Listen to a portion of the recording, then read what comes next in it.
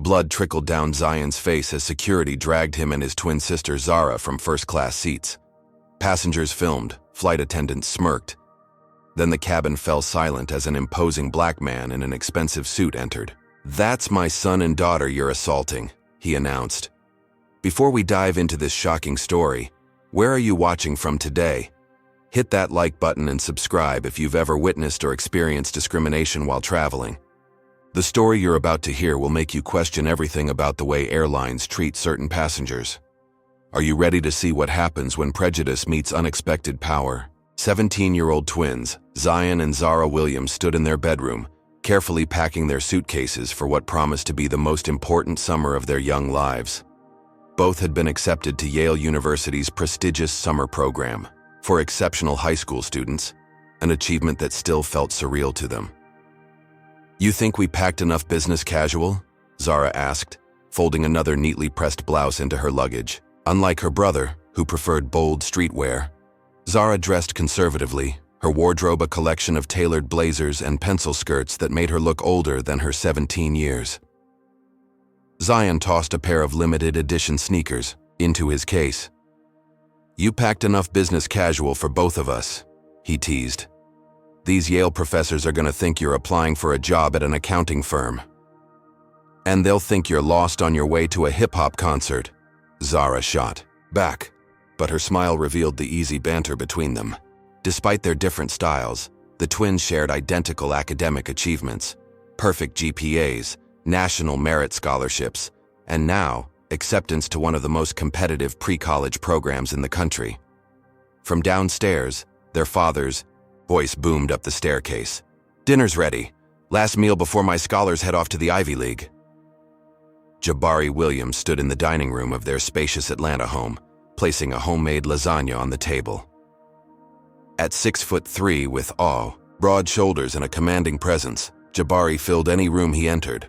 He'd raised the twins alone since their mother died from cancer when they were 10, balancing his demanding corporate career with single parenthood. What the twins didn't know, what almost nobody knew yet, was that Jabari had recently been appointed the new CEO of Horizon Airlines, one of the country's largest carriers. The press release wouldn't go out until next week. "Dad, we're just going for the summer program," Zara said, taking her seat at the table. "We haven't actually gotten into Yale yet." "Yet," Jabari emphasized, serving his children generous portions. "But after this summer, those admission officers would be fools not to accept you both. I'm already practicing my proud father speech for your graduation." "4 years away, Dad," Zion laughed, reaching for the garlic bread. "A father plans ahead," Jabari replied with a wink. "Speaking of which, I have something for you too." He pulled 2 envelopes from his pocket and slid them across the table. The twins exchanged curious glances before opening them. "First-class tickets?" Zara gasped, her eyes widening. "Dad, these must have cost a fortune," Zion added, examining the ticket with disbelief. Jabari waved away their concerns. "Consider it an early graduation present. You've both worked incredibly hard. You deserve to start this journey in style." What he didn't mention was that, as incoming CEO, he'd arranged the tickets himself. He also didn't tell them he would be at the airport tomorrow for his first executive meeting at Horizon's Atlanta headquarters. He wanted to surprise them later. "One more thing," Jabari said, his tone turning serious. "I know you two can handle yourselves, but remember what we've talked about when traveling." The twins nodded solemnly. These conversations were a necessary ritual in their household, the special instructions Black parents gave their children about navigating a world that often viewed them with suspicion. "Keep your IDs accessible," Zion recited. "Remain calm, regardless of provocation," Zara continued. "Speak clearly and respectfully, even when others don't deserve respect," Zion added. "And call me immediately if there's any trouble," Jabari finished. "I'm just a phone call away." The next morning arrived with the bright promise of new adventures. The twins hugged their father goodbye at home, Jabari pretending he needed to head to work in the opposite direction, and took a rideshare to Atlanta International Airport. The massive airport terminal bustled with summer travelers. As they rolled their luggage through the main entrance, The twins immediately noticed the demographic shift. Their neighborhood was predominantly black, but here, the crowd was mostly white business people rushing to destinations with entitled urgency. At the security checkpoint, they got their first taste of the different standards applied to different travelers. The TSA agent barely glanced at the IDs of the white passengers ahead of them, but scrutinized the twins' driver's licenses with unnecessary thoroughness. "These are temporary IDs?" the agent questioned, though they clearly weren't. "No, sir, standard. Georgia driver's licenses," Zara replied politely. The agent muttered before reluctantly waving them through. Zion exchanged a knowing look with his sister as they collected their belongings from the scanner. It was a familiar experience, the constant need to prove they belonged in spaces others entered without question. They navigated through the sprawling concourses toward their gate, passing luxury shops where staff tracked them with suspicious eyes while ignoring the white teenagers freely browsing the same merchandise. "You nervous?" Zion asked as they approached their gate. "About the flight?" "No." "About spending 6 weeks surrounded by trust fund kids who'll assume we're diversity admissions?" "A little," Zara admitted. "We earned our spots," Zion reminded her. "Our test scores and recommendations speak for themselves." Zara nodded, drawing confidence from her brother's words. "And now we get to fly first class like those trust fund kids." "Courtesy of Dad working 60-hour weeks," Zion added, having no idea how their father had actually arranged the upgrade. When the gate agent announced priority boarding for first-class passengers, the twins joined the line, noticing immediately how they stood out among the business travelers in expensive suits and designer luggage. Several passengers did double takes as Zion and Zara presented their boarding passes. The gate agent, unlike the others, smiled genuinely. "Enjoy your first time in first class," she said, correctly guessing their excitement. As they walked down the jet bridge, Zara texted their father, "Boarding now. Thanks again for the amazing tickets." Miles away, in his car heading to the airport for his executive meeting, Jabari smiled at the message. He couldn't wait to surprise them later. He had no way of knowing that his children would need him much sooner than any of them anticipated. The warm welcome at the gate quickly evaporated as Zion and Zara stepped onto the aircraft. Flight attendant Jessica Whitman, a blonde woman in her 40s with a permanently pinched expression, immediately blocked their path into the first-class cabin. "Excuse me," Jessica said with exaggerated politeness that didn't reach her eyes. "You're boarding with first class, but I believe economy is still boarding later." Zara maintained her composure, presenting their boarding passes. "We have first-class tickets. Seats 3A and 3B. Jessica took the boarding passes, examining them with obvious suspicion. "These are actually first class," she muttered, sounding genuinely surprised. "How unusual." "Is there a problem?" Zion asked, keeping his voice deliberately level. "No problem," Jessica replied with a tight smile. "I just need to verify these. It's procedure." The twins noticed that no other first-class passengers, all white, had their tickets verified beyond the standard scan. Nevertheless, they followed Jessica to their assigned seats, acutely aware of the stares from other passengers. Their seats were in the third row, plush leather chairs with ample legroom and personal entertainment screens. Zara slid into the window seat while Zion took the aisle. Despite the uncomfortable welcome, they couldn't help but exchange excited glances at the luxury surrounding them. "Can I see your IDs as well?" Jessica appeared beside them again, hand extended expectantly. "Is this standard procedure for all passengers?" Zara asked, already knowing the answer as she watched white teenagers across the aisle settling into their seats undisturbed. "It is when we need to verify ticket authenticity," Jessica replied sharply. The twins produced their driver's licenses, which Jessica scrutinized far longer than necessary. In the adjacent row, a middle-aged white man in an expensive suit watched the interaction with unconcealed disdain. "Those seats cost $4,000 each," the man remarked loudly to his seatmate. "Hard to imagine how some people afford them." Jessica returned their IDs with obvious reluctance. "These appear to be in order, but I'll need to check with..." The gate agent to confirm your reservation. As she walked away, Zion leaned toward his sister. Should we call Dad? Let's wait, Zara whispered back. You know how he gets. He'll drive straight to the airport and make a scene. They had no idea he was already en route for his executive meeting. Jessica returned minutes later, this time accompanied by another flight attendant, a younger woman who looked uncomfortable with the situation. There seems to be some confusion about your tickets, Jessica announced. First class is fully booked for preferred members. That's not possible, Zara replied firmly. We have assigned seats right here, purchased weeks ago. Perhaps there was a computer glitch, Jessica suggested. We can accommodate you in economy. The flight isn't even full, Zion observed, pointing to several empty first-class seats. And our tickets clearly show these assigned seats. The man in the adjacent row, whose name badge identified him as Connor Reynolds, CEO of a financial services company, cleared his throat loudly. Excuse me, he interjected. Some of us paid a premium for a certain first-class experience. Perhaps these young people would be more comfortable elsewhere. We paid for these seats too, Zion responded, his patience waning despite his father's warnings about staying calm. Did you? Connor asked with a smirk. Or did someone else? Jessica seemed emboldened by Connor's intervention. If you obtained these tickets fraudulently, Zara interrupted, her voice rising slightly. What exactly are you implying? I'm not implying anything, Jessica said, though her tone suggested otherwise. But first-class tickets for minors traveling alone is unusual. We need to ensure everything is legitimate. By now, other passengers were openly watching the confrontation. Some recorded with their phones while others whispered among themselves.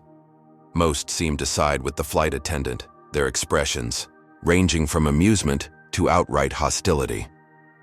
We're 17, not 12, Zion pointed out, and there's nothing in Horizon Airlines policy that prevents minors from flying first class with proper tickets, which we have. Jessica's eyes narrowed at his knowledge of airline policy. The captain has been informed of a seating verification issue. We'll need to resolve this before departure. Over the PA system, the captain announced, Ladies and gentlemen, we're experiencing a slight delay due to a seating verification issue. We apologize for the inconvenience and expect to depart shortly. Several passengers groaned, casting accusatory glances at the twins. See what you've caused? Connor said loudly. Some people just don't know their place. Zion's hands clenched into fists on his armrests, but Zara placed a calming hand on his arm, reminding him of their father's warnings. This is racial profiling, Zara stated clearly, pulling out her phone. I'm calling our father. There's no need to make accusations, Jessica snapped. And please put your phone away during the pre-flight period. The doors aren't closed, and we're not moving, Zion pointed out. She has every right to use her phone. Jessica's face flushed with anger. If you continue to be disruptive, I'll have to request security. Disruptive? Zara echoed in disbelief. We're sitting in our assigned seats showing our valid tickets and IDs. How is that disruptive? Your tone and attitude are creating an uncomfortable environment for other passengers, Jessica replied, gesturing toward Connor Reynolds, who nodded in agreement. Zara dialed their father's number, but it went straight to voicemail. Jabari was driving and hadn't yet reached the airport. Dad, we're having trouble on the flight. The attendants are questioning our tickets and threatening to remove us. Please call back. That's it, Jessica declared, pulling out her phone. I'm calling security. You've been given multiple opportunities to cooperate. Cooperate with what? Zion demanded. We've shown our tickets, our IDs, and we're sitting in our assigned seats. What rule have we broken? But Jessica had already turned away, speaking quietly into her phone while casting backward glances at the twins. Across the aisle, Connor Reynolds smiled smugly, clearly satisfied with the unfolding situation. It's because we're black, Zara whispered to her brother. You know that, right? Zion nodded grimly. I know, but what can we do? Document everything, Zara replied, discreetly positioning her phone to record. Dad always says to create a record. Neither of them realized that their father was now pulling into the executive parking area at Atlanta International Airport. about to attend his first meeting as Horizon Airlines' new CEO. Two airport security officers approached the first-class cabin with determined strides. The lead officer, Keith Matthews, a stocky white man with a military-style haircut and mirrored sunglasses, scanned the cabin before fixing his gaze on the twins. Behind him followed a younger officer who looked considerably more hesitant. "These two?" Keith asked Jessica, who nodded emphatically. "They've been argumentative and disruptive," she reported, refusing to comply with crew instructions. "That's not true," Zara protested, still recording discreetly. "We've simply been asking which instructions we supposedly haven't followed." Keith ignored her completely, addressing only Zion. "I need you both to gather your belongings and exit the aircraft." "Sir, we have valid tickets for these seats," Zion explained, reaching for his boarding pass. "There's been a misunderstanding." As Zion stood slightly to retrieve the document from his pocket, Keith immediately tensed and placed a hand on his holstered taser. "Sir, remain seated." "I'm just getting my ticket," Zion explained, freezing in position. "Do it slowly," Keith ordered, his hand still on his weapon. The cabin had gone completely silent, all eyes on the unfolding scene. Connor Reynolds watched with barely concealed satisfaction, while other passengers recorded the confrontation on their phones. Zion carefully extracted his boarding pass and held it out. "See? Seat 3B, first class, purchased legally." Keith barely glanced at the document. "The issue isn't your ticket anymore. The flight crew has the authority to remove any passenger they deem disruptive, and they've made that determination." "Based on what?" Zara demanded, her voice rising with indignation. "We've done nothing wrong." "Young lady, put that phone down now," Keith ordered, noticing her recording. "Recording security personnel is prohibited." "That's not true," Zara countered. "FAA regulations allow passengers to record as long as it doesn't interfere with crew duties.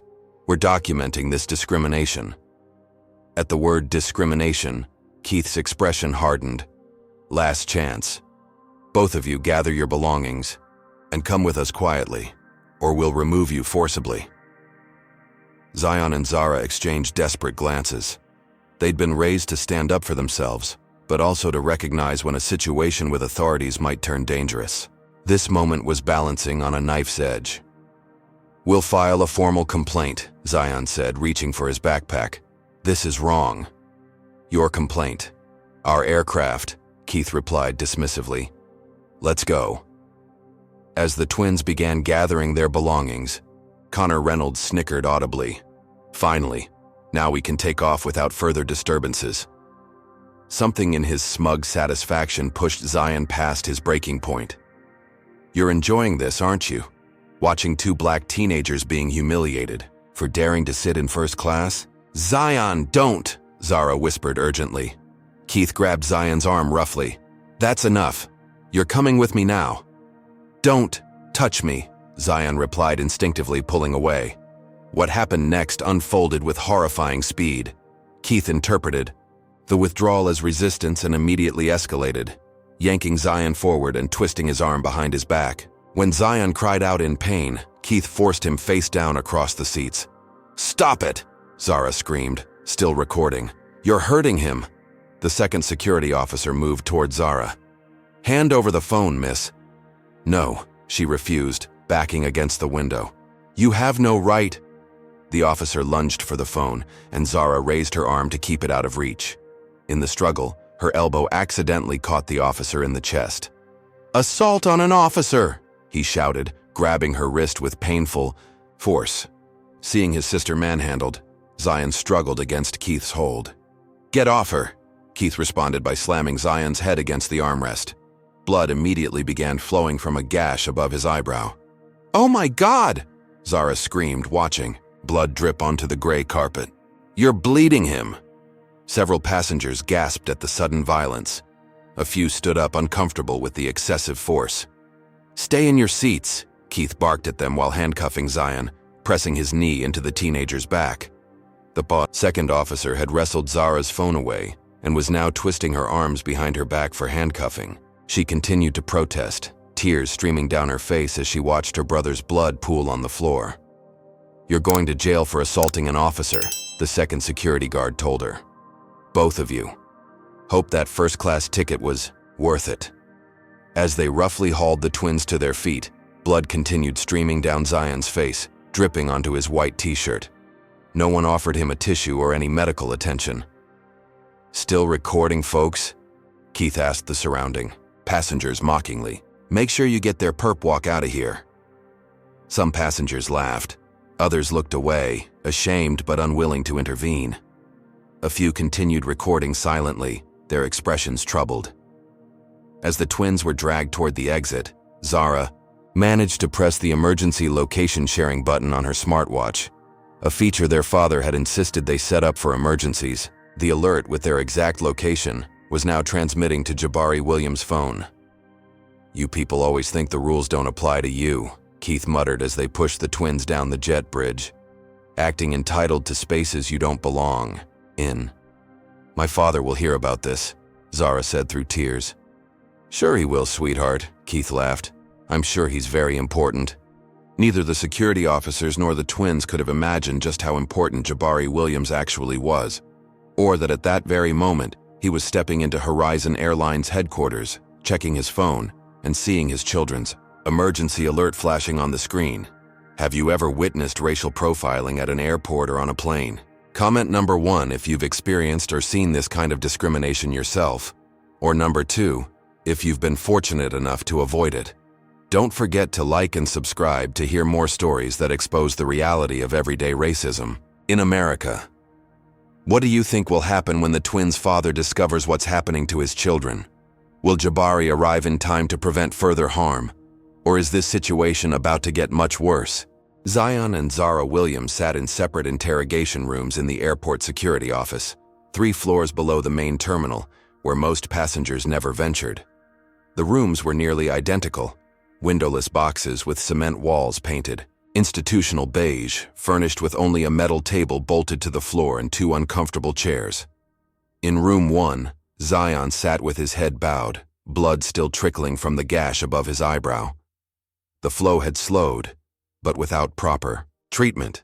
It continued to seep through the thin paper towel they'd reluctantly provided. His white t-shirt was now stained with a disturbing pattern of crimson splotches.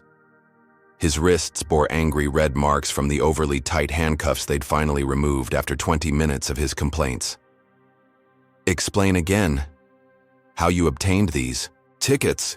demanded Officer Brenda Mercer, a stern-faced woman who hadn't introduced herself but whose name was visible on her badge. "For the 3rd time," Zion replied, his voice hoarse from repeating the same information. "They were a gift from our father. He purchased them legally. You can call him to verify." "We've tried the number you provided," Mercer lied. They hadn't called anyone. No answer. "Then try again," Zion insisted. "Or check with the airline. The tickets are in our names, purchased weeks ago." Mercer ignored his suggestion, instead sliding crime scene-style photos of the first-class cabin across the table. "Witnesses say you became aggressive when asked to move to your correct seats." "Those were our correct seats," Zion countered, fatigue evident in his voice. "And I never became aggressive. That's a lie." "Multiple witnesses contradict your version," Mercer stated flatly, "including flight attendants and other passengers." "Were these witnesses all white?" Zion asked pointedly. Mercer's expression hardened. "Playing the race card won't help your situation." "It's not a card, it's my life," Zion replied, pressing the blood-soaked paper towel against his wound. "Can I please get medical attention?" "Medical attention comes after processing," Mercer informed him coldly. "And speaking of processing, falsifying airline tickets is a federal offense." "We didn't falsify anything." Zion's composure finally cracked. "Why won't you just check with the airline?" "We're handling this by the book," Mercer replied, gathering her papers. "Sit tight, this could take hours." As she left, Zion heard the distinct sound of a lock engaging. They were treating him like a criminal for the crime of sitting in seats they'd legally purchased. In room 2, Zara faced a different kind of intimidation. Officer Diane Lowell had taken a seemingly sympathetic approach, offering tissues for Zara's tears and speaking in a gentle voice that belied her hostile questions. "Honey, This would all go much easier if you'd just admit what happened, Lowell coaxed. Everyone makes mistakes. Maybe you and your brother found those tickets, or someone gave them to you not realizing they were already assigned to other passengers. The tickets were purchased legally, Zara insisted, her voice steadier than she felt. Our father bought them as a graduation gift. We're on our way to Yale's summer program. Yale? Lowell repeated with obvious disbelief. That's quite a claim. It's not a claim, it's a fact. Our acceptance letters are in my backpack. Where are our belongings? Being searched, Lowell informed her. Standard procedure when we receive tips about possible contraband. Contraband? Zara echoed in disbelief. What tips? Anonymous. Passenger reported possible drug activity, Lowell said casually. Mentioned unusual behavior and suspicious objects being passed between you and your brother. That's absurd. We've never touched drugs in our lives.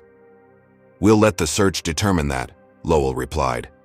In the meantime, I need to conduct a personal search as well. Zara stiffened. A personal search? You can't be serious. Standard procedure with drug suspicions, Lowell insisted. Female officer to female suspect. I'm not a suspect. I'm a victim, Zara protested, tears threatening again. I want to call my father. I have rights. Rights can be temporarily suspended during airport security investigations, Lowell claimed falsely. You can make calls after we complete processing. As this psychological torment continued in the security office, 12 floors above in Horizon, Airlines' executive suite, Jabari Williams was experiencing his own form of hell. He'd arrived for his first executive meeting, phone silenced as a professional courtesy, unaware of his children's desperate voicemail or the emergency alert that had come through moments before he entered the boardroom.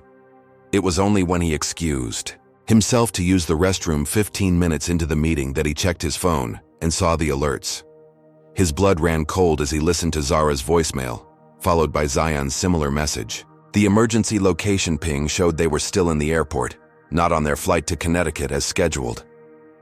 Jabari immediately called both their numbers. No answer. He texted. No response. With mounting panic, he returned to the boardroom, where Horizon's executive team, his new direct reports, none of whom had met him in person yet, were reviewing quarterly projections. I apologize, Jabari interrupted, his voice tight with controlled fear. But I have a family emergency. My children were supposed to be on flight 1382 to Hartford, but something's wrong. They're still in the airport and not answering their phones. Patricia Delaney, the airline's operations director, looked up with concern. Flight 1382? There was an incident reported before takeoff. 2 unruly passengers were removed by security. Jabari's stomach dropped. Those passengers were my 17-year-old twins. The room fell silent as the executives processed this information. Your children? Patricia checked her tablet quickly. Williams? Zion and Zara Williams? Yes, Jabari confirmed, already moving toward the door. Where would security take them? Lower-level Concourse E, Patricia replied, following him. But sir, the report says they became confrontational when found in first-class seats with economy tickets. They had first-class tickets, Jabari corrected her, striding toward the elevator. I purchased them myself. Patricia looked confused. That's not what the report indicates. Then the report is wrong, Jabari stated firmly, and I need to find my children immediately. As the elevator doors closed, Patricia made a quick call to security. What she learned in that brief conversation made her face pale. The incident report included charges of assault on officers and resisting removal. One of the perpetrators had sustained injuries requiring medical attention. Meanwhile, back in Daurias, the interrogation rooms, the situation was deteriorating further. An officer had returned to Zion's room with the twins' searched belongings, including Zara's backpack. Yale acceptance letters, the officer noted, tossing the prestigious embossed documents onto the table with disdain. Nice fakes. They're not fake, Zion insisted, too exhausted to show proper outrage anymore. Right, and I'm Harvard faculty, the officer snorted. Listen, kid, we found your real tickets. Economy class, row 32. Want to explain why you were trying to steal first-class seats? Zion looked up in genuine confusion. What are you talking about? We never had economy tickets. The officer slid 2 economy boarding passes across the table. Boarding passes Zion had never seen before, with the twins' names clearly printed on them. These aren't ours, Zion stated firmly, recognizing the forgery attempt. Someone created these to justify what happened to us. Our real tickets were first class. Doubling down on the lie? The officer shook his head. Makes your situation worse. We're talking potential fraud charges now. In the adjacent room, Zara had finally been allowed to use the restroom, accompanied by Officer Lowell, who insisted on leaving the door partially open. Another humiliation in a day full of them. When they returned, a new figure waited in the interrogation room, a tall white man in an expensive suit. Zara Williams? The man asked, extending his hand. I'm Gregory Pearson, head of security for Horizon Airlines. Zara didn't take his offered hand. Are you here to explain why we were assaulted and dragged off a plane for sitting in seats we paid for? Pearson's professional smile didn't waver. I understand there's been a misunderstanding. According to our records, you and your brother were ticketed for economy class. That's a lie, Zara stated flatly. Our father purchased first-class tickets. For us. I want to call him right now. Of course, Pearson replied smoothly, placing a phone on the table. Please, go ahead. Suspecting a trick, Zara dialed her father's number with shaking fingers. To her surprise, he answered immediately. Dad, she cried, relief flooding her voice. Zara! Thank God! Where are you? Where's Zion?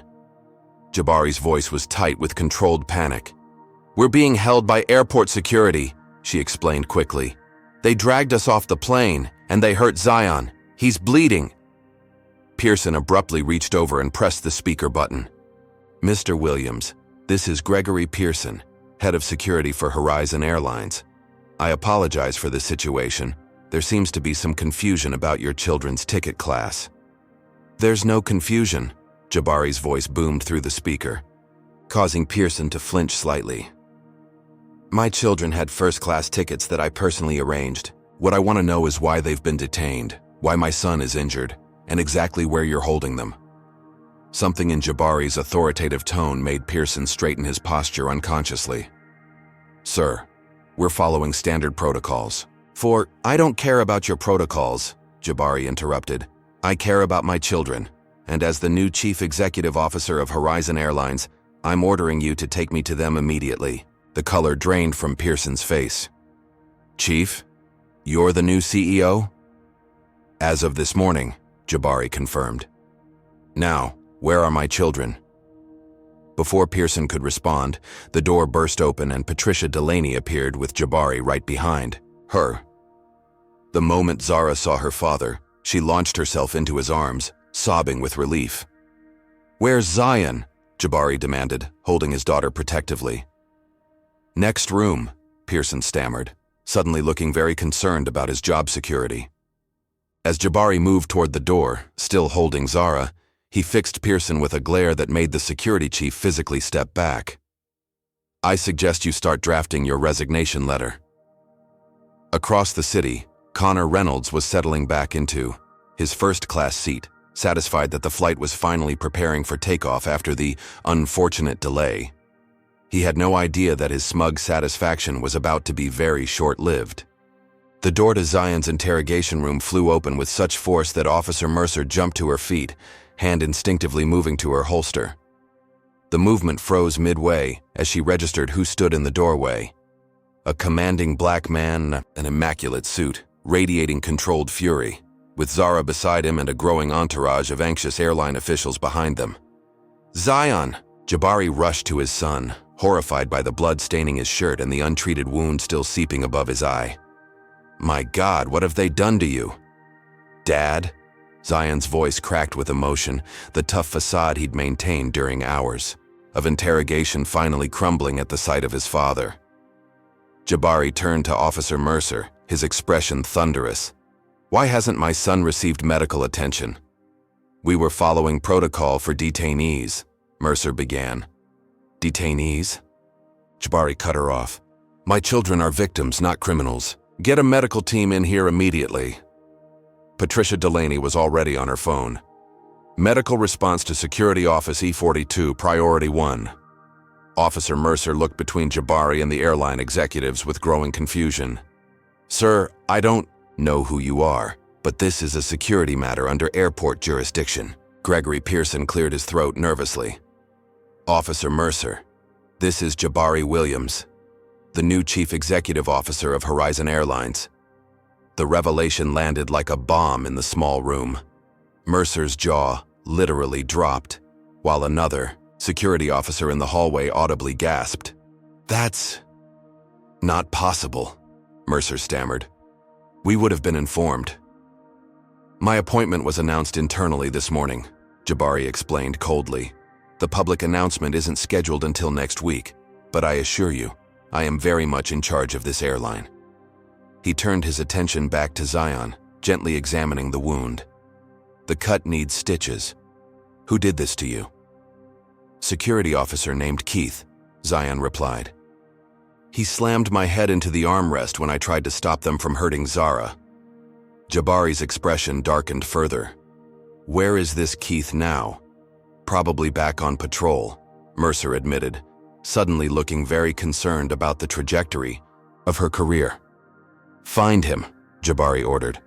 I want him in front of me within the hour. Patricia nodded to an assistant who immediately hurried off. Dad, Zara interjected. They're claiming we had economy tickets. They showed us fake boarding.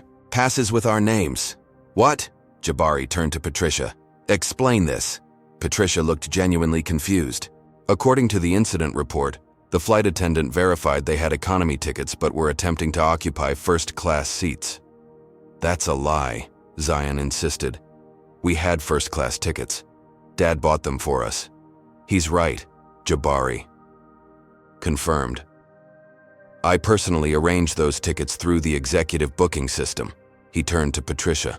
Pull up the passenger manifest and reservation details. Patricia quickly accessed the information on her tablet. After a moment, her expression shifted from confusion to alarm. They're right. The original reservation shows first class. But there's an override entered this morning, downgrading them to economy without notification. Who entered that override? Jabari demanded. Patricia's face paled as she read the digital signature. Jessica Whitman, the flight attendant who reported the incident. Get her in here, Jabari ordered. And I want to see all security footage from the aircraft and terminals. Now. As medical personnel finally arrived to treat Zion's wound, the room became a flurry of activity. Airline executives made calls, security officers suddenly found reasons to be elsewhere, and Mercer tried to blend into the wall, clearly hoping to escape notice. Officer Mercer, Jabari called, dashing her hopes. You questioned my son for hours while he was bleeding. You denied him medical attention. You accused him of crimes he didn't commit. I'll be having a separate conversation with your superiors about your conduct today. Mercer swallowed hard but said nothing. 30 minutes later, the scene had shifted to the airport's executive conference room. Zion's wound had been properly cleaned and closed with butterfly stitches by paramedics, though he'd need proper medical follow-up. The twins sat close to their father, still shaken but relieved to be out of the interrogation rooms. Across the table sat a visibly nervous Jessica Whitman, flanked by Keith Matthews and the airline's hurriedly summoned legal counsel. Security footage from the aircraft played on a large screen on the wall, showing the entire incident from multiple angles. As you can see, the security director narrated uncomfortably. Officer Matthews appears to use excessive force when restraining Mr. Williams, resulting in the head injury. Appears? Jabari repeated incredulously. My son was slammed face first into an armrest for the crime of sitting in a seat he paid for. The passenger was resisting, Keith began. Be very careful with your next words, Jabari warned him. I'm watching the same footage you are. On screen, the moment played again in horrible clarity. Zion pulling his arm away. Keith's disproportionate response, the shocking crack as Zion's head hit the metal armrest. Ms. Whitman, Jabari turned his attention to the flight attendant. The system shows you personally downgraded my children's tickets this morning. Care to explain why? Jessica shifted uncomfortably. I believe there was an error in the booking system. First class was overbooked. That's interesting, Patricia interjected, because the flight departed with 3 empty first-class seats after the twins were removed. And why did you specifically target my children's tickets? Jabari pressed. Why not the last bookings made? Jessica had no answer, her eyes fixed on the table. Let me suggest a theory, Jabari continued. You saw 2 black teenagers in first class and decided they couldn't possibly belong there. Rather than accept that they had legitimate tickets, you falsified airline records to justify removing them. That's preposterous, Jessica protested weakly. This isn't about race. Isn't it? Jabari pulled up another piece of footage. Jessica warmly welcoming white teenagers to first class on the same flight without questioning their tickets. You didn't ask these passengers for additional verification. The door opened, and a nervous airline employee entered with a folder. Sir, the information you requested about Ms. Whitman's employment history. Jabari opened the folder, scanning its contents with increasing disgust. 5 previous complaints of discriminatory treatment toward minority passengers, 2 formal reprimands, yet somehow you're still employed. Jessica paled. Those complaints were investigated and dismissed. By whom? Jabari asked pointedly. Before Jessica could respond, another interruption came. Connor Reynolds being escorted into the room by security. What is the meaning of this? Connor demanded, his indignation deflating slightly when he saw the assembled group.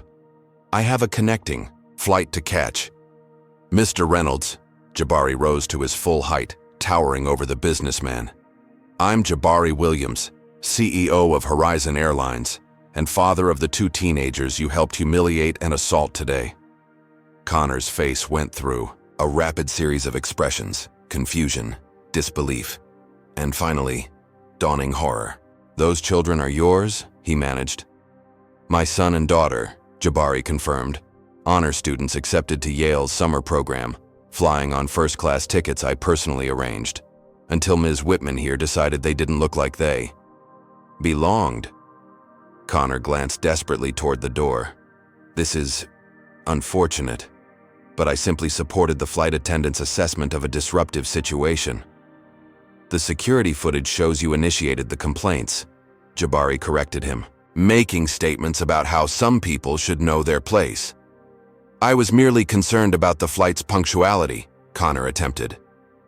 We have 7 witness statements contradicting that claim, Patricia interjected, holding up a tablet with passenger accounts collected in the past hour. Connor's professional facade cracked. Look, there was clearly a misunderstanding. No, Jabari cut him off. There was no misunderstanding. There was prejudice, discrimination, falsification of airline records, excessive force, and assault against my children, while they were simply sitting in seats they paid for. He turned to the airline's legal counsel. I want a full investigation. Ms. Whitman and Officer Matthews are suspended effective immediately. Mr. Reynolds is permanently banned from Horizon Airlines. You can't do that, Connor protested. I'm the CEO. I just did, Jabari replied coldly. And I suggest you prepare for a very uncomfortable conversation with your own board of directors when the video of your behavior goes public. The color drained from Connor's face as he realized the extent of his predicament. His company prided itself on diversity initiatives that would appear deeply hypocritical alongside footage of him harassing black teenagers. Perhaps we could discuss this privately, Connor suggested, desperately. I'm sure we can come to some arrangement. The time for private discussions was before my son's blood was spilled on your precious first-class carpet, Jabari replied. Now it becomes a matter of public record. As Connor was escorted out, Jabari turned back to Jessica and Keith. You traumatized my children based on your own prejudices. Then you falsified evidence to cover your actions. In what world did you think you'd get away with this? With all due respect, sir, Keith replied stiffly. We were responding to reports of disruptive passengers. We had no way of knowing who they were. Who they were, Jabari repeated incredulously. They were passengers with valid tickets. Their identities shouldn't matter. Would you have treated white teenagers the same way? Keith's silence was answer enough. Jabari checked his watch. Your unions will be notified of your suspensions within the hour. The investigation will determine whether termination and criminal charges follow. He turned to his still shaken children. Let's go home. You've missed your flight to Connecticut. As they stood to leave, Zara turned to her father. Dad, when were you going to tell us you're the CEO of Horizon Airlines? Jabari managed a small smile despite his anger.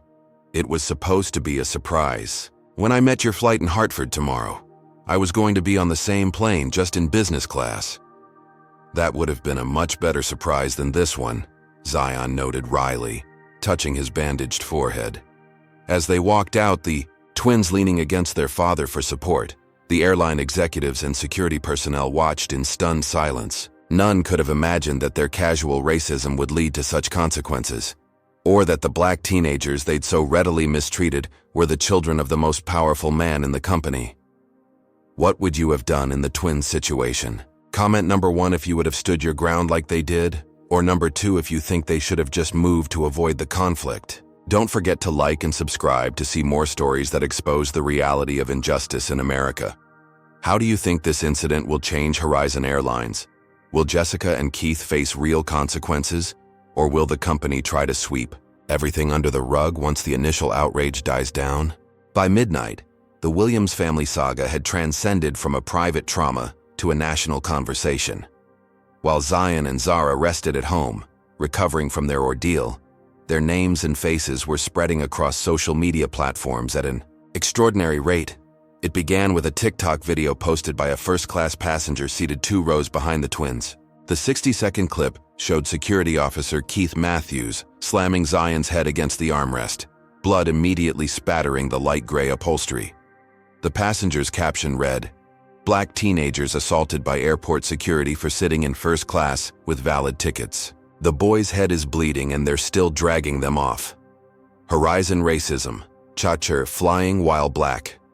Within an hour, the video had 2 million views. By dinner time, 7 million. Competing hashtags trended nationally. Horizon racism and Naturschaft boycott Horizon dominated, while smaller but vocal contingents pushed Dahmer support Horizon security and Amar's respect flight crew. More videos emerged from different angles, each adding new details to the narrative. One particularly damning clip captured Connor Reynolds' smug remark about people knowing their place.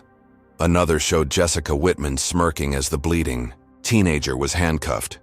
A third revealed Zara's desperate attempts to reach her father while being physically restrained. CNN broke the story on their evening broadcast. Tonight, shocking footage of 2 black honor students forcibly removed from first-class seats despite having valid tickets. The twist? Their father is the new CEO of the airline. Fox News took a different angle. Airline security under fire after forceful removal of passengers leads to PR disaster. But were protocols followed? MSNBC went with systemic racism and icism, the skies. How flying while black turned into a nightmare for 2 Yale-bound teenagers. In the Williams household, Jabari sat in his home office, monitoring the unfolding media storm while his children slept upstairs. His phone hadn't stopped ringing since they'd arrived home. He'd spoken directly with Horizon's board chairman, the FAA administrator, the airport authority director, and 3 civil rights attorneys. Now he was on a video call with Horizon's hastily assembled crisis management team. The statement needs to acknowledge the racial component explicitly, Jabari insisted, overruling the PR director's more sanitized draft. We can't hide behind corporate speak about unfortunate incidents and reviewing procedures. My children were profiled, assaulted, and falsely detained because they're black, period. Sir, the PR director argued, explicitly mentioning racial profiling opens the company to significant legal liability. We already have that liability, Jabari countered. What we need now is credibility. The videos are clear. Denying what everyone can see with their own eyes will only make this worse. As they debated, Jabari's personal phone lit up with a text from Patricia Delaney. You need to see this. Jessica Whitman just went on Newsmax, Live interview. Jabari quickly switched screens to the streaming feed. There sat Jessica, tearfully playing the victim. I was just following procedures, she insisted to the sympathetic host. Horizon Airlines is throwing me under the bus to appear politically correct. And the CEO's children just happened to be the ones you questioned? The host asked skeptically. I had no idea who they were, Jessica protested, and their behavior was threatening. The boy stood up aggressively when asked for identification. Jabari's blood pressure spiked. Not only was Jessica lying, but she was doubling down on portraying his son, who'd been nothing but polite until physically assaulted, as an aggressor. Get me legal on the phone, Jabari instructed his assistant. We need to issue a cease and desist immediately. She's violating her employment contract by discussing this publicly. Meanwhile, Keith Matthews had given his own interview to a local Atlanta station, portraying himself as a dedicated officer, just doing his job, who was now being scapegoated. If they'd simply complied with instructions, none of this would have happened, he claimed, conveniently omitting that his instructions had contradicted airline policy and federal law. As these counter-narratives emerged, social media exploded with polarized reactions. Some commenters blindly supported the security officer and flight attendant without viewing the evidence. Others called for their immediate arrest. The usual fault lines of American discourse revealed themselves in real time. Connor Reynolds faced his own nightmare. A financial reporter had recognized him in one of the videos and tagged his company. By morning, Fire Connor Reynolds was trending, with customers threatening to pull investments unless his financial services firm took action. The company's diversity officer had already resigned in protest, releasing a statement about years of ignored complaints regarding Reynolds' behavior. At Yale University, the summer program director issued a supportive statement. We are horrified by the treatment of our incoming students Zion and Zara Williams. We have extended their enrollment deadline and will provide any necessary accommodations for their recovery. This incident exemplifies why our summer program on justice in America remains so critically important. By morning, the story had evolved further. Investigative reporters had uncovered Jessica Whitman's troubling history, multiple complaints of discriminatory treatment toward minority passengers, all mysteriously resolved without consequences. One particularly disturbing incident involved a black military officer in uniform, whom Jessica had reported as suspicious, despite his credentials. Keith Matthews' record proved equally problematic. 2 excessive force complaints had been filed against him in the past year alone, both involving minority passengers. One case had been settled quietly with a non-disclosure agreement. At 7 a.m., Jabari's phone rang with a call from an unexpected source: the White House. The president's senior advisor wanted to discuss the incident and its implications for pending legislation on transportation equity. This video has resonated with millions of Americans who've experienced similar treatment, the advisor explained. The president is considering mentioning it in tomorrow's speech on civil rights. Upstairs, Zion awoke with a pounding headache. The medical examiner had diagnosed him with a mild concussion, in addition to the laceration. He reached for his phone and was immediately overwhelmed by hundreds of notifications. Friends, teachers, distant relatives, and countless strangers had reached out with messages of support, outrage, and in some disturbing cases, racial slurs and threats. Zara entered his room carrying 2 mugs of tea. "How's your head?" "Feels like someone slammed it into an armrest," Zion replied with grim humor. "Have you seen what's happening online?" "Dad told us not to look," Zara reminded him, though she'd already spent an hour scrolling through reactions herself. "Kind of hard to ignore when my phone won't stop buzzing," Zion pointed out. "We're trending nationally."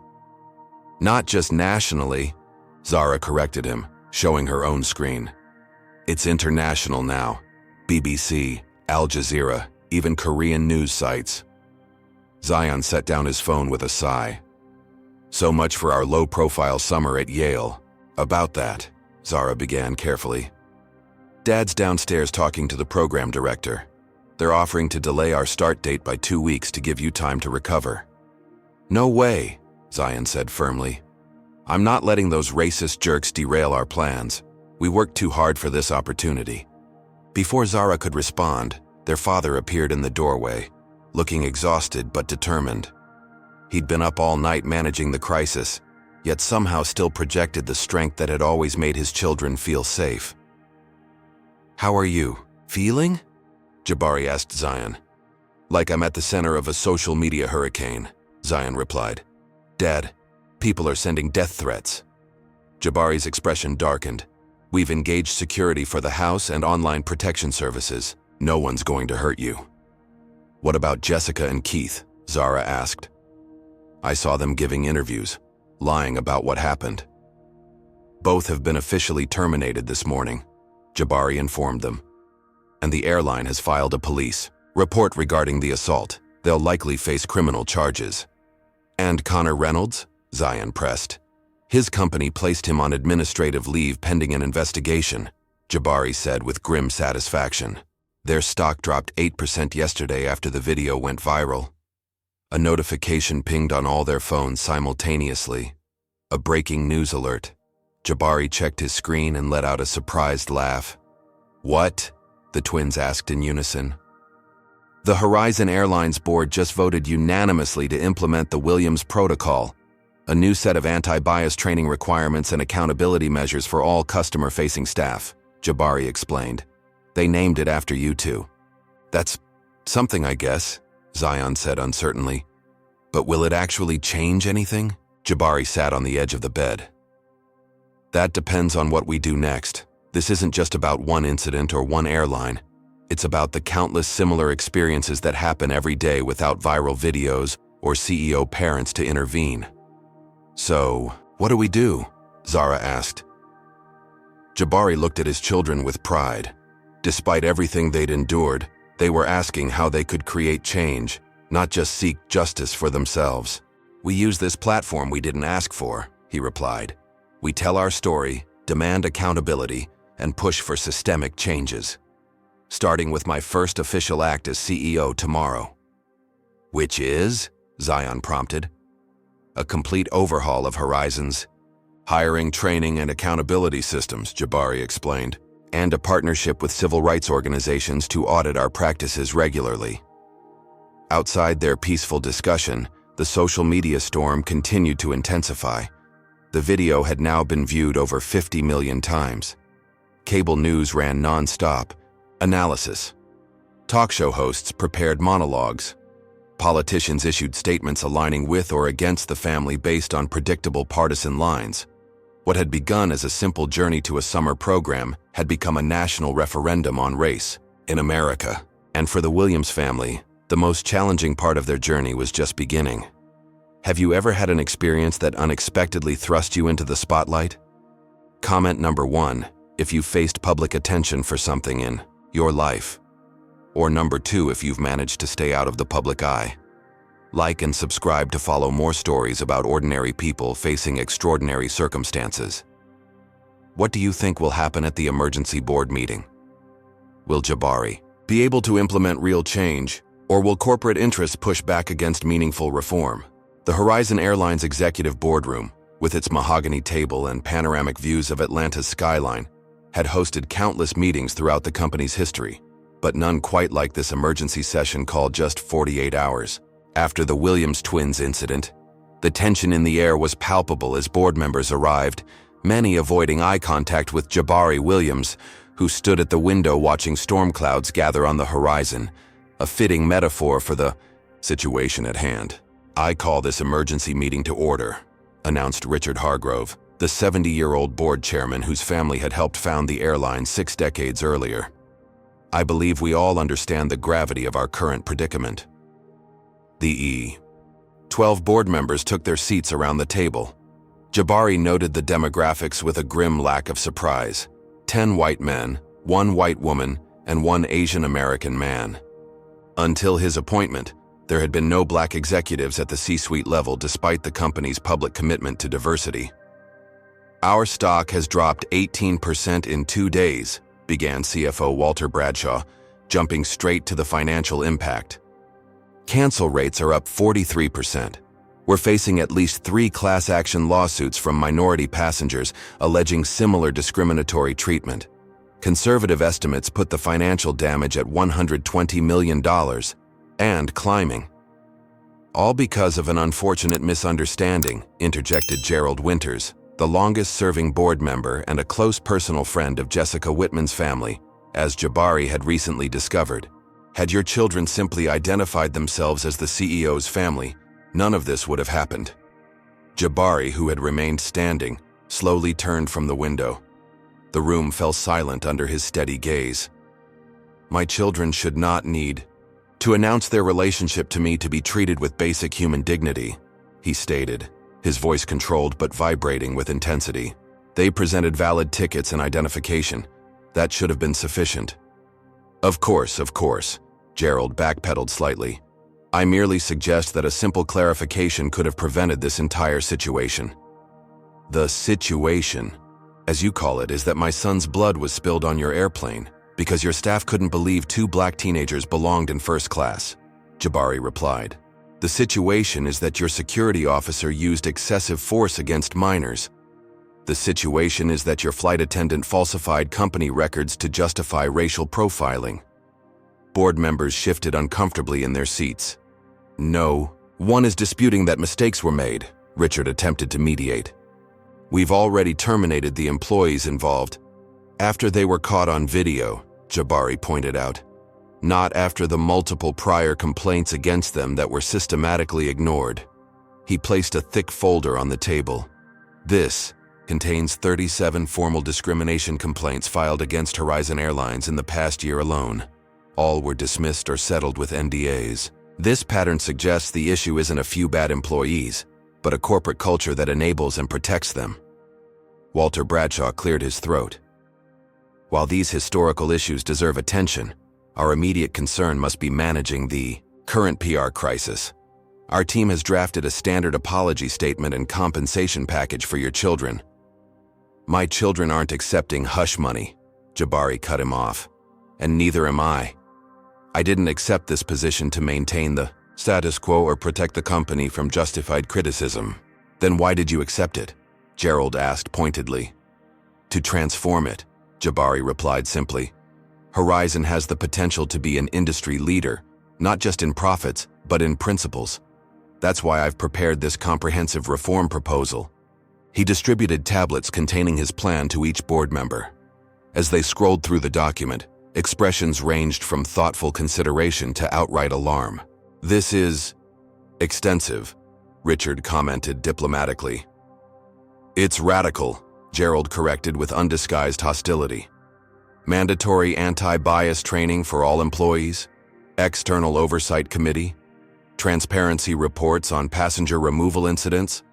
With demographic breakdowns, this would cost millions to implement.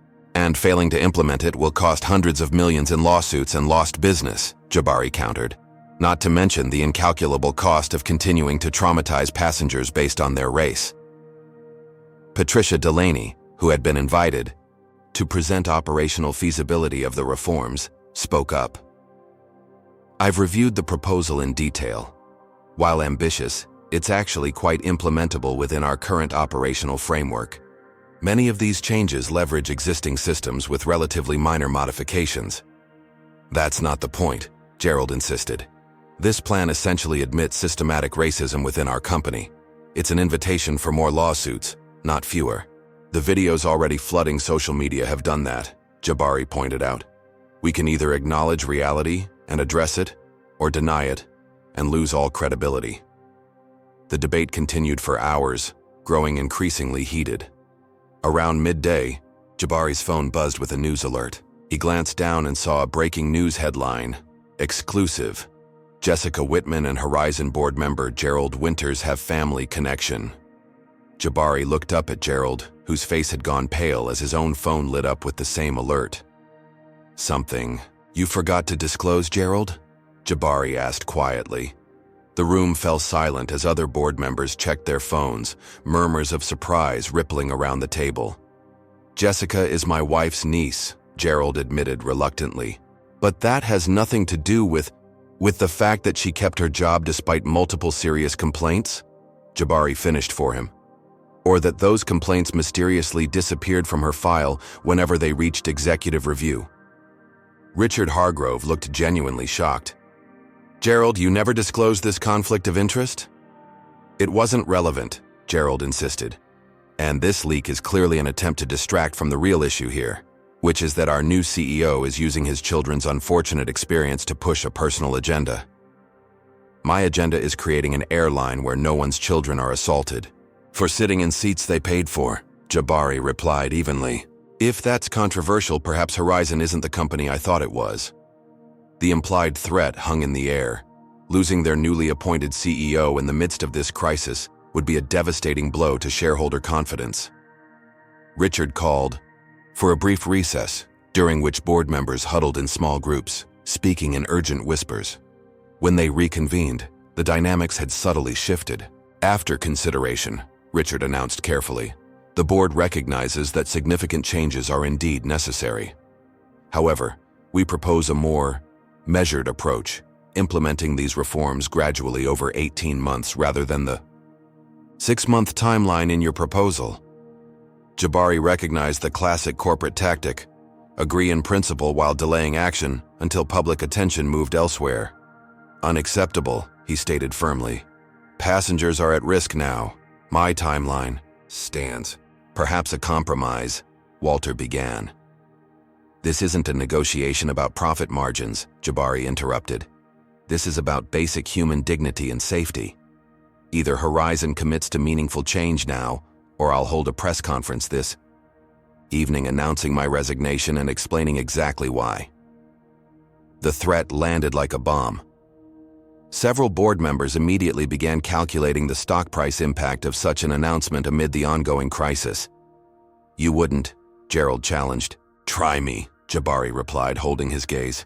As this standoff unfolded in the boardroom across town, Zion and Zara Williams sat in their living room conducting their own battle via video interview with a major network news program. Despite their father's concerns about media exposure, the twins had insisted on speaking out.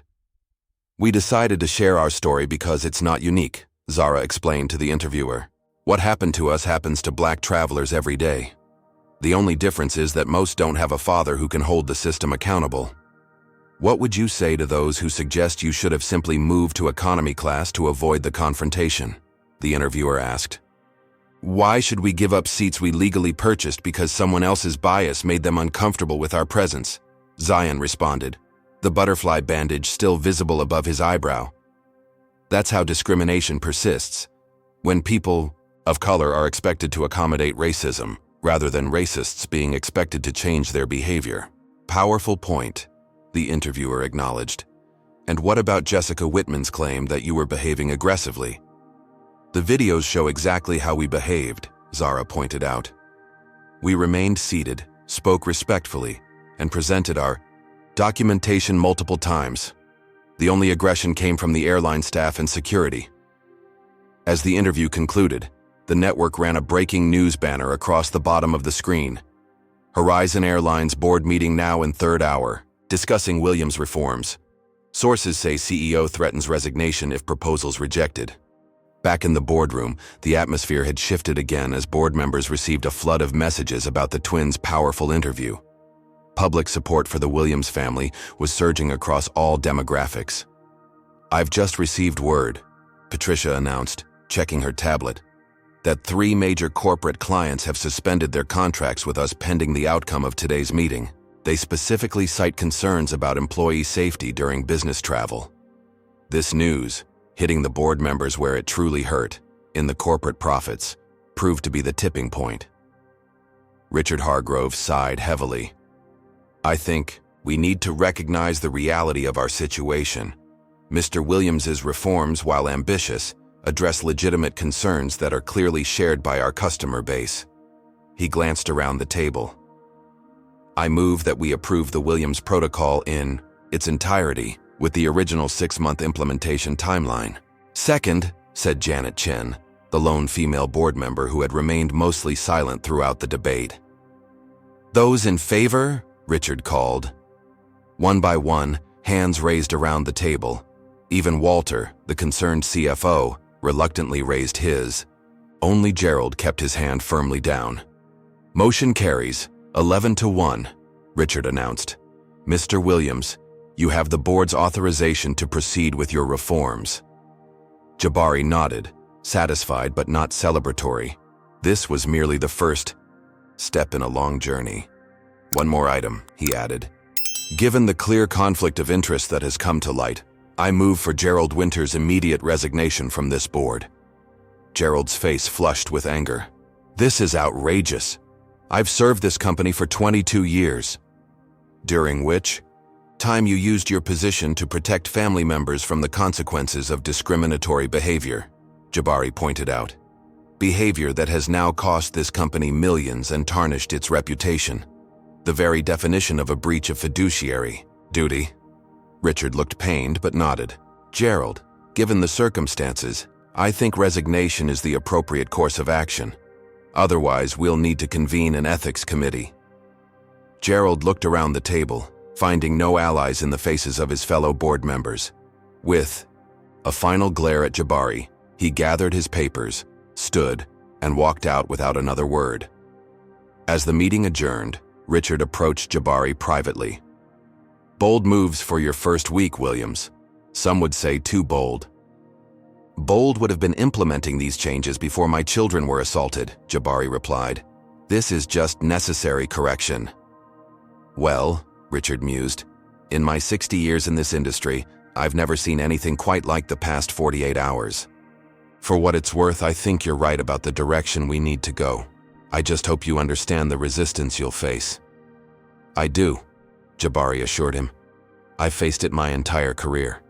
The difference is now I have the authority to do something about it." As he left the boardroom, Jabari received a text from Zion.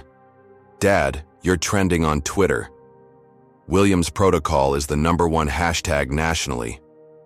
For the first time in 2 days, Jabari allowed himself a small smile. The road ahead would be challenging, but today at least felt like progress.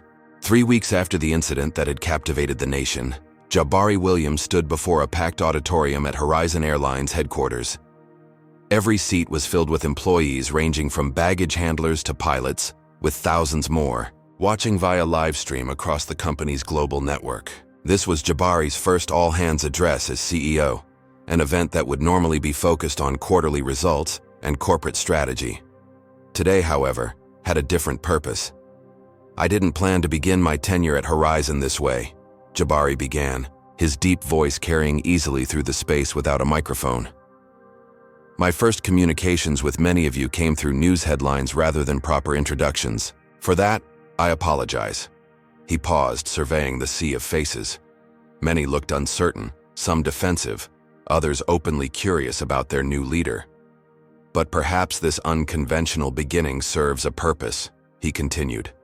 "It strips away the corporate niceties and forces us to address fundamental truths that might otherwise remain comfortably buried beneath quarterly reports and team-building exercises." On the massive screen behind him, images appeared, not of the viral videos everyone expected, but of Horizon's own marketing materials through the decades.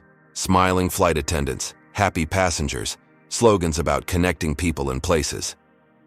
Horizon Airlines was founded with a simple mission: to make the wonder of flight accessible to all, Jabari noted. Yet the reality is, for many travelers, our promise of accessibility comes with invisible asterisks and unwritten conditions. The screen shifted to a data visualization, passenger complaint statistics broken down by demographic categories, revealing stark disparities in reported negative experiences. "This isn't about politics or public relations," Jabari stated firmly. "This is about data. Black passengers are 7 times more likely to be removed from Horizon flights than white passengers. Latino travelers are 3 times more likely to be selected for random additional screening. Middle Eastern passengers are 9 times more likely to have their loyalty status questioned." Murmurs rippled through the audience as employees confronted numbers many had never seen before. "Now, I could stand here and share my personal story," Jabari continued. "I could tell you about watching my son bleed while being handcuffed, or my daughter weeping in a detention room. I could describe 30 years of being followed in first-class lounges by security, or having flight attendants check my ticket multiple times while ignoring other passengers. He paused, letting the personal reality sink in. But my experience isn't unique. It's depressingly common. The only difference is that most people who look like me don't have the platform or power to demand change when it happens to them. The screen changed again, showing the new training protocols and accountability measures collectively known as the Williams Protocol. Reactions among the audience were mixed, some nodding in approval, others crossing arms defensively. "I know, some of you are concerned," Jabari acknowledged. "You worry these changes imply you're being called racist, or that they'll make your jobs harder. I understand those fears. But this isn't about blame or added burden. It's about creating systems that help all of us serve all passengers with equal respect and dignity." As Jabari detailed the specific changes, from revised training to anonymous reporting tools to community oversight, the initial resistance in the room gradually softened. His approach was practical rather than accusatory, focused on specific behaviors rather than personal character judgments. "We can be the airline that truly welcomes everyone," he concluded, "or we can be the airline people of color warn their children about before traveling. That choice defines not just our brand, but our humanity." The applause that followed wasn't universal but was substantial, and notably more enthusiastic from the diverse employees scattered throughout the predominantly white audience. As Jabari left the stage, Patricia Delaney approached with an update. "The twins' video statement just passed 100 million views," she reported, "and their interview request list has grown to include every major network and most international outlets." While Jabari navigated the corporate transformation, Zion and Zara faced their own challenges. Their planned summer at Yale had been postponed by 2 weeks to allow Zion's concussion to heal. Now, as they prepared to finally depart, this time with security escorts arranged by Horizon, they wrestled with their unexpected public platform. "Are you sure you want to do this interview?" Zara asked her brother as they packed for their rescheduled trip. "We could just focus on school." Zion carefully folded a shirt, mindful of his still tender head. "That's what they want, for us to disappear quietly while the PR team handles everything. If we stay silent, nothing really changes." "Dad's implementing changes," Zara pointed out. "At one airline," Zion countered. "What about the hotels that follow black guests around? The stores that watch us like we're thieves? The schools that punish black students more harshly? This is bigger than Horizon." Zara nodded, understanding her brother's perspective. While she'd initially wanted to put the incident behind them, the thousands of messages they'd received from people sharing similar experiences had changed her mind. Their trauma had meaning if it could prevent others from suffering the same fate. Meanwhile, Jessica Whitman had not accepted her termination quietly. After her initial media appearances failed to generate sufficient sympathy, she had shifted strategies, positioning herself as a scapegoat for corporate policies. "I was simply following the suspicious behavior protocols we were trained to implement," she claimed in her latest interview. "If those protocols are discriminatory, that's management's responsibility, not mine." What Jessica didn't know was that Horizon's legal team had uncovered damning evidence, text messages she'd sent to security before the incident explicitly mentioning the twins' race as a reason for suspicion. 2 black teens in first-class seats 3AB need verification and possible removal. This evidence had been turned over to prosecutors, who were now considering criminal charges for filing false reports and civil rights violations. Keith Matthews faced even more serious consequences. The medical report on Zion's injuries indicated the use of excessive force, and 3 additional complaints of similar conduct had emerged since the incident went public. The district attorney had announced plans to pursue assault charges, with potential enhancements for civil rights violations. Perhaps most surprising was Connor Reynolds' trajectory. Initially defiant, the financial executive had watched his professional life implode as clients withdrew and colleagues distanced themselves. His company had placed him on indefinite leave, corporate speak for, "We're waiting for this to blow over before officially firing you." But something unexpected happened during Reynolds' professional exile. His college-age daughter had confronted him about the viral video, asking pointed questions about his behavior that forced genuine reflection. For the first time, Reynolds began examining his long-held assumptions about who belonged in spaces like first-class cabins. After weeks of self-examination, Reynolds had reached out through intermediaries, requesting a private meeting with the Williams family to apologize personally, a request they were still considering. As these individual stories unfolded, broader changes rippled through the airline industry. Competitor airlines, seeing Horizon's crisis as a cautionary tale, began preemptively reviewing their own practices. Industry publications that had initially framed the incident as an isolated case now ran feature articles on systemic discrimination in air travel. Congressional hearings on transportation equity, previously sparsely attended, suddenly commanded primetime coverage. The Williams twins had become reluctant symbols in a long-overdue national conversation. Their Yale acceptance letters, initially dismissed as fake by airport security, were now framed evidence of the prejudice that assumed black excellence must be fraudulent.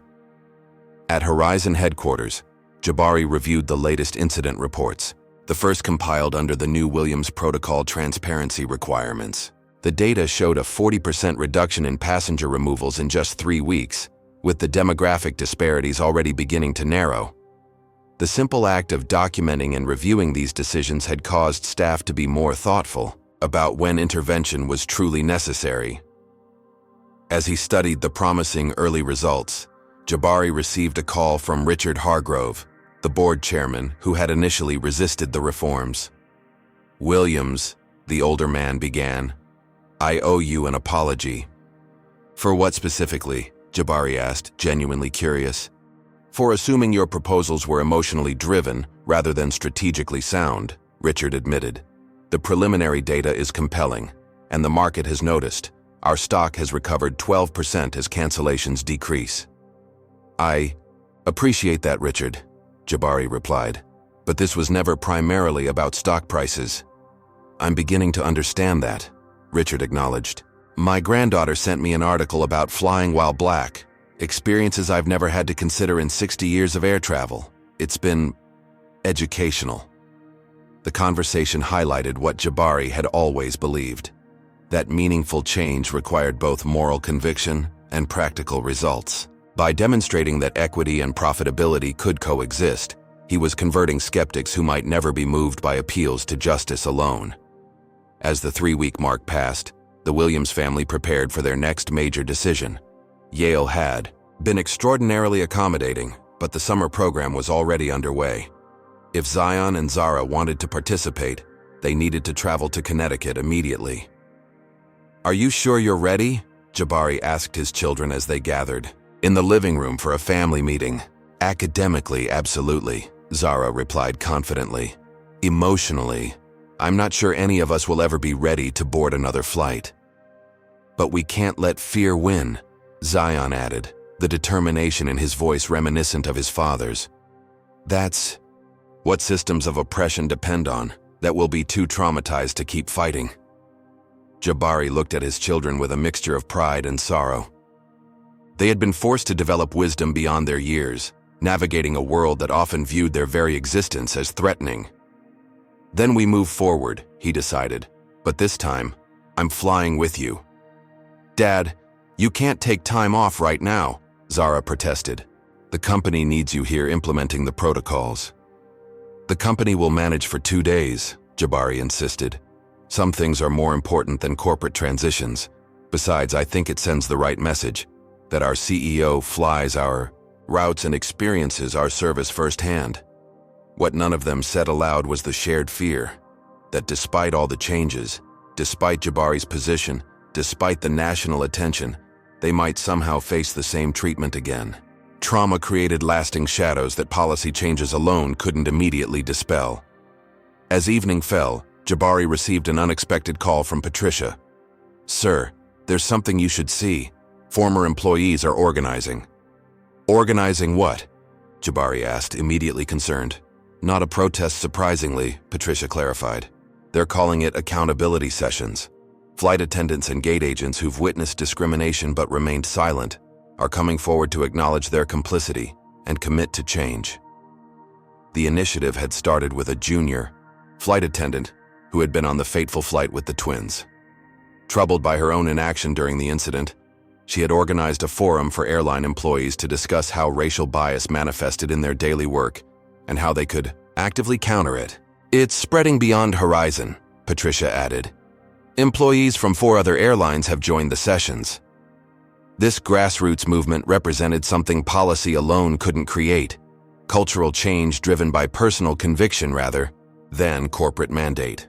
For the first time since the incident, Jabari felt genuinely hopeful that the transformation might outlast the headlines. That night, as the Williams family finalized plans for their journey to Yale, Jabari sat with his children on their back porch, gazing at the stars visible through Atlanta's light pollution. "When your mother was still with us," he said softly, "she always told me that suffering should never be wasted. If you must endure it, find meaning in it."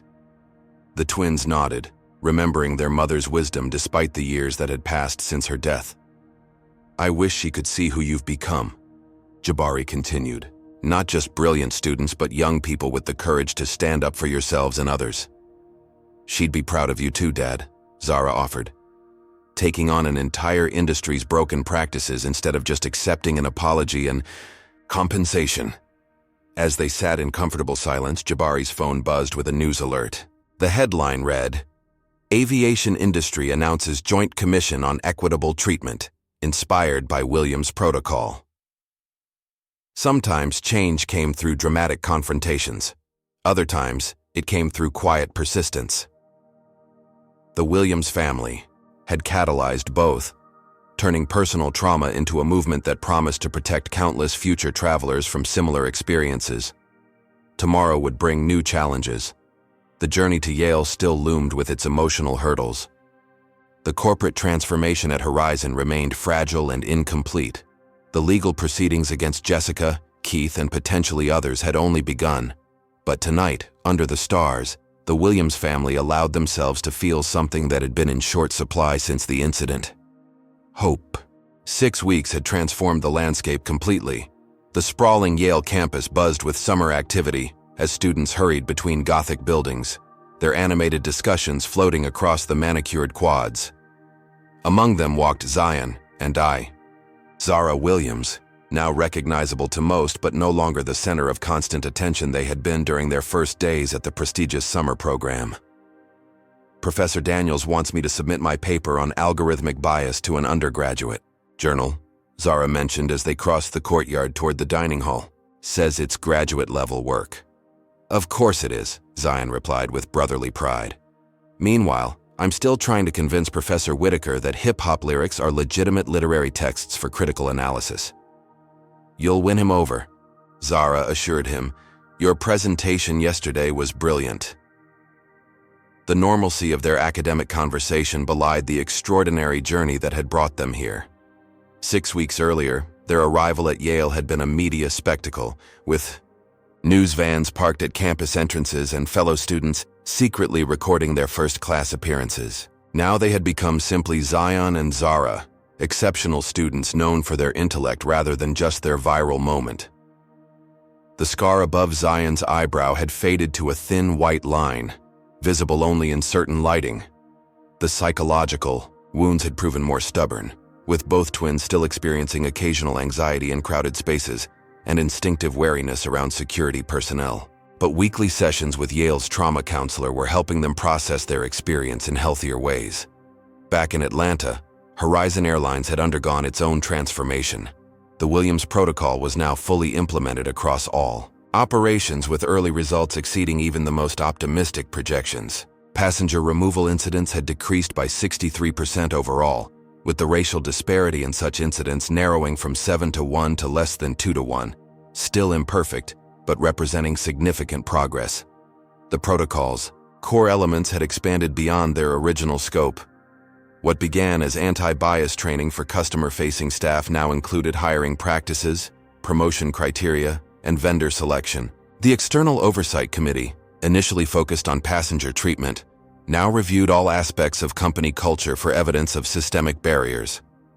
Most significantly, Horizon had become an unlikely industry leader in social responsibility. Airlines that had initially mocked Jabari's overcorrection now found themselves scrambling to implement similar measures as consumers increasingly considered equity practices in their travel decisions. The hashtag #IFlyingWhileBlack had evolved from a documentation of trauma to an accountability tool, with travelers sharing both negative and positive experiences across airlines. Jessica Whitman and Keith Matthews had faced different outcomes for their roles in the incident. Jessica had accepted a plea deal on civil rights violation charges, receiving probation and community service rather than jail time. The terms of her probation prohibited her from working in the transportation industry and required her to complete extensive education on the history and impact of racial discrimination. Keith faced more serious consequences. The district attorney had pursued felony assault charges based on the video evidence and medical reports of Zion's injuries. After initially pleading not guilty, Keith had changed course when 3 similar complaints emerged from his personnel file, complaints that had been buried until Horizon's new transparency policies brought them to light. He ultimately accepted a plea deal including 6 months in county jail, 3 years of probation, and permanent revocation of his security credentials. The most surprising development involved Connor Reynolds, the businessman whose complaint had escalated the initial confrontation. After months of reflection and conversations with diversity educators, Reynolds had undergone what appeared to be a genuine transformation. He had published a candid self-examination in the Wall Street Journal titled, "How I Confronted My Own Bias," detailing the unconscious assumptions that had led him to question the twins' presence in first class. Reynolds had used his financial resources to establish a scholarship fund for minority students interested in business and aviation, with Zion and Zara serving as the first selection committee members. While the twins had initially been skeptical of his overtures, his consistent actions over time had convinced them of his sincerity. His former company, after placing him on extended leave, had ultimately welcomed him back in a new role focused on creating more inclusive corporate cultures. On this particular Wednesday afternoon, as the twins enjoyed their lunch on a sunny Yale courtyard, their phones simultaneously lit up with a video call from their father. They found a quiet corner to answer. "Dad, how was the congressional testimony?" Zara asked eagerly. Jabari Williams' face appeared on screen, looking tired but satisfied. He had just finished addressing a House committee on transportation equity, using Horizon's data to illustrate both the problems and potential solutions. "Surprisingly productive," he replied. Both parties seemed genuinely interested in the protocol's results. "The fact that we've improved efficiency while addressing equity concerns makes it harder to dismiss as just a woke initiative." "Any pushback?" Zion inquired. Some representatives questioned whether federal regulations are necessary when market forces are already pushing companies to adopt similar measures, Jabari explained. "I argued that baseline standards would ensure consistent protection, regardless of which airline someone chooses." The conversation shifted to family matters. Jabari's plans to visit campus that weekend, the twins' upcoming research presentations, and whether they'd return to Atlanta or remain at Yale for the brief break between programs. "Oh, before I forget," Jabari added as they were about to end the call, "the Williams Foundation received official nonprofit status approval today." This was their latest venture, a foundation established with the settlement funds from their lawsuit against the airport authority. Rather than keeping the substantial compensation for themselves, the family had dedicated it to supporting civil rights education and advocacy in transportation sectors. "That's fantastic," Zara exclaimed. "Now we can formally launch the scholarship program." "And the incident documentation app," Zion added. They had been developing a platform for travelers to report and track discrimination experiences, creating data that could drive further policy changes. As they ended the call, the twins noticed a group of students glancing their way. Once, such attention would have made them uncomfortable, assuming they were being recognized from the viral videos. Now they understood it was more likely related to their academic accomplishments, Zara's award-winning research presentation last week, or Zion's powerful spoken word performance at the student showcase. They had refused to be defined by what happened to them. Instead, they had incorporated it into their academic pursuits. Zara exploring the intersection of technology and bias, Zion examining how trauma narratives shape identity. Their personal experience had deepened their scholarship rather than derailing it. Later that evening, as they prepared for their father's weekend visit, Zara noticed Zion staring at his laptop screen with an unusual expression.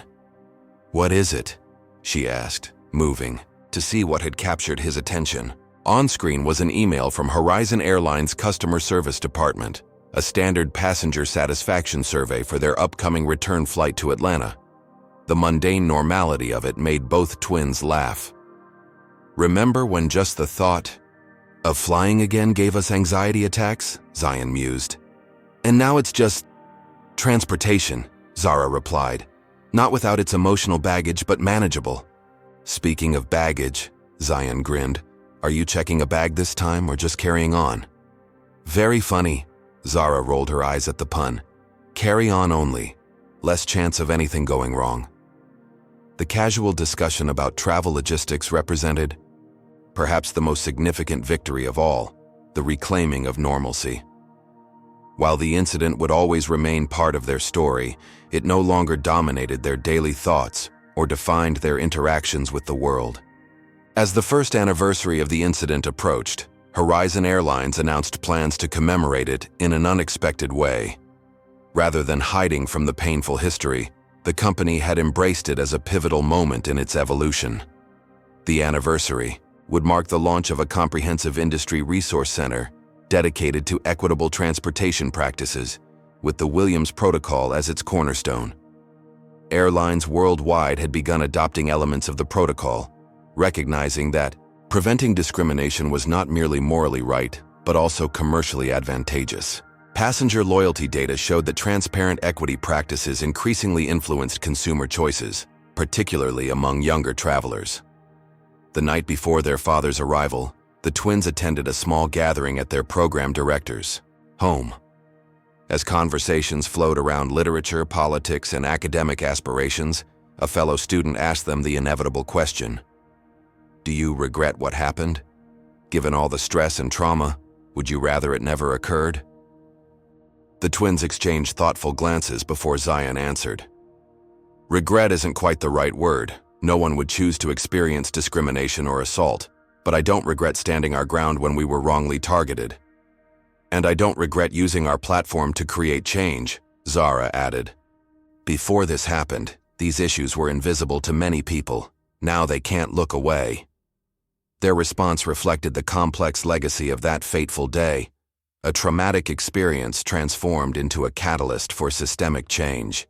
They had discovered that justice often required not just acknowledging pain, but channeling it toward something constructive. The following afternoon, the twins stood at the small regional airport awaiting their father's arrival. As passengers streamed through the arrivals gate, they spotted Jabari, imposing as always in his tailored suit, yet with a lightness in his step that had been absent during the intense weeks following the incident.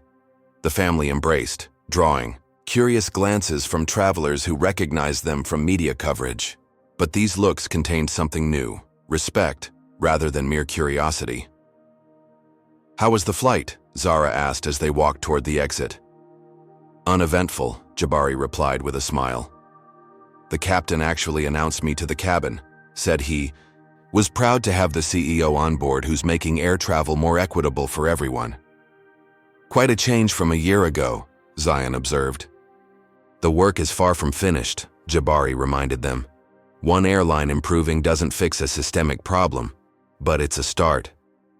As they drove through the picturesque Connecticut countryside toward campus, the conversation turned to the future.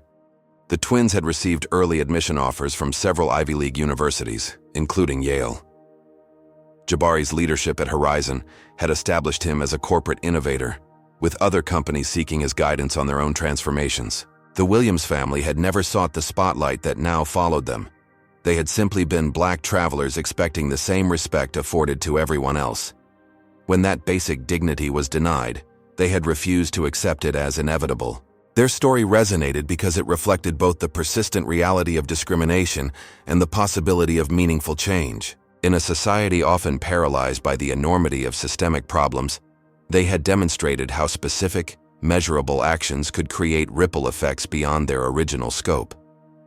1 year after blood was spilled on a first-class cabin floor, the aviation industry had begun a long overdue reckoning with its treatment of minority passengers.